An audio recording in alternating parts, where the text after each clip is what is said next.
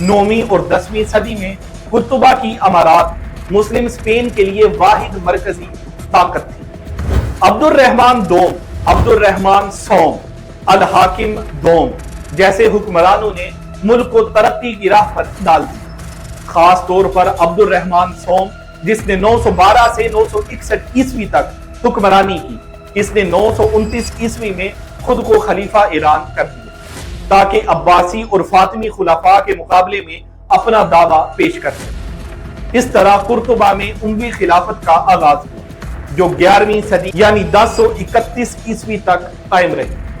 Abdurrahman सोम के दौर में और उसके बाद थोड़े अरसे तक अपनी तरक्की और शौकत की बुलंदियों पर 9वीं और 10वीं सदी के अंदुलस को अक्सर स्पेन का सुनहरा दौर कहा जाता है। कॉर्डोबा यानी कुर्तुबा शहर जो इस्लामी हुकूमत का मरकज था, दुनिया के अजीम तरीन शहरों में शुमार होने लगे। लाइब्रेरीज और मदारिस आबाद और तीनों मजहब क्रिश्चियनिटी, जुडिज्म और मुस्लिम लोग मुआशरा बनकर रहते थे। उमवी हुक्मरानों ने कुर्तुबा को तालीम और साइंस का मरकज बना दिया था, जिसकी वजह से 10वीं सदी तक ये यूरोप का दूसरा सबसे बड़ा शहर बन चुका था। कहा जाता है कि उस वक्त कुर्तुबा की आबादी 5 से 7 लाख के करीब थी, जबकि यूरोप के अक्सर शहर इसके मुकाबले में बहुत छोटे।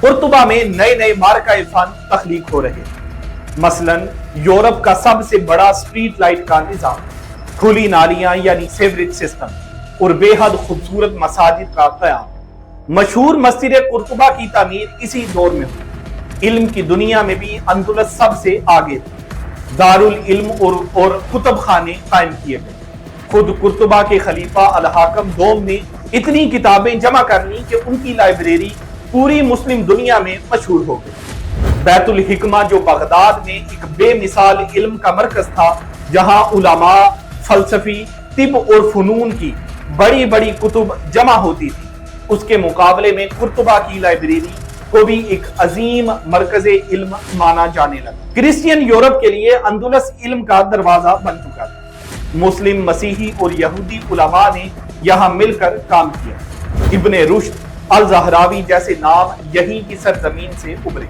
साथ ही साथ यहाँ एक निस्बी मजहबी रवादारी भी देखने को मिली, जिसे कॉन्विवेंशिया कहते हैं, यानी मुख्तलिफ अक़वाम और मजहब यहाँ के मुआशरे में किसी हद तक साथ साथ रहे। यहूदियों के लिए अंदुलस एक महफूज पनाहगाह साबित हुई, जहां उनके लिए golden age of Jewish culture in Spain शुरू हुआ। इसी तरह मसीही आबादी भी कुछ हद तक आजाद थी। कुल मिलाकर उमवी खिलाफत के दौर में मुस्लिम स्पेन अपनी तरक्की के आला मकाम पर, मगर ये दवाम हमेशा कायम न रह सका। 10वीं सदी के आखिर और 11वीं सदी की इब्तिदा में ही इस निजाम में दरार पड़ने लगी। 976 में जब खलीफा अल हाकिम दोम की मौत हुई और उसके बाद खिलाफत का निजाम कमजोर हाथों में चला गया, तो सिविल वॉर्स का सिलसिला शुरू हुआ, जिसे फितनाए अंदुलस कहते हैं। आखिर 1031 तक कुर्तुबा की मरकजी खिलाफत टूट गई, उमवी खिलाफत का जवाल शुरू हो गया और अंदुलस कई छोटी छोटी रियासतों में तकसीम हो गया। हर शहर या इलाके ने अपना अलग हुक्मरान चुन लिया, यानी जैसे इशबिलिया में अल अब्बाद खानदान हुकूमत कर रहा था, ग्रानाडा में जीरिद खानदान और टोलेडो में धुलनुनीद खानदान, यानी अंदुलस छोटी छोटी रियासतों में टूट चुका था।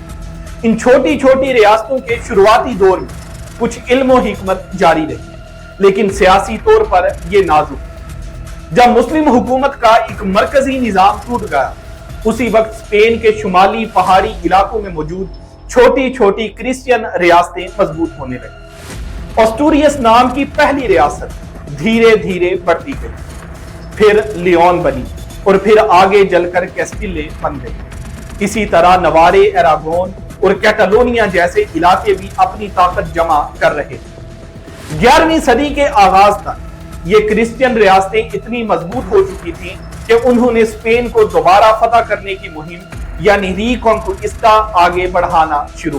ताइफा रियासतें, जो कि असल में वो छोटी छोटी मुस्लिम रियासतें थी जो अंदुलस के टूटने के बाद अलग अलग होकर बन गई, ये रियासतें कमजोर और बिखरी हुई, इसलिए क्रिश्चियन शाहों के लिए उन पर हमला करना बहुत आसान था। और फिर बिल्कुल यही हुआ। 1085 ईस्वी में कैस्टिलिया के बादशाह अल्फोंसो IV ने मुस्लिम ताइफा टोलीडो पर हमला करके उसे फतह कर दिया। टोलीडो की फतह की तारीख में अहमियत है क्योंकि ये पहली बड़ी जीत थी जो क्रिश्चियन अफवाज ने सदियों बाद स्पेन के दिल में हासिल की। रीकॉन्क्वेस्ट मुहिम का टर्निंग पॉइंट साबित हुई। टोलीडो की हार ने मुस्लिम हुक्मरानों को हिला दिया। उन्हें महसूस हुआ कि अगर अब भी वो एक दूसरे के खिलाफ लड़ते रहे तो पूरा अंदुलस हाथ से निकल सकता है।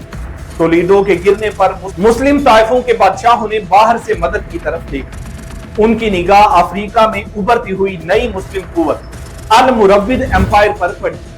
ताइफा के 3 बादशाहों ने यूसुफ बिन तशफीन को दरख्वास्त की कि वो आकर क्रिश्चियन फौजों का रुख रोके। यूसुफ बिन तशफीन 1086 में समुंदर पार करके स्पेन आया और अल्फोंसो IV की फौज से सल्लाका के मकाम पर मुकाबला किया जहां अल्फोंसो को शिकस्त हुई। यूसुफ ने देखा कि ये ताइफे कमजोर हैं और उसने फैसला किया कि इन तमाम को अपनी एम्पायर में शामिल कर।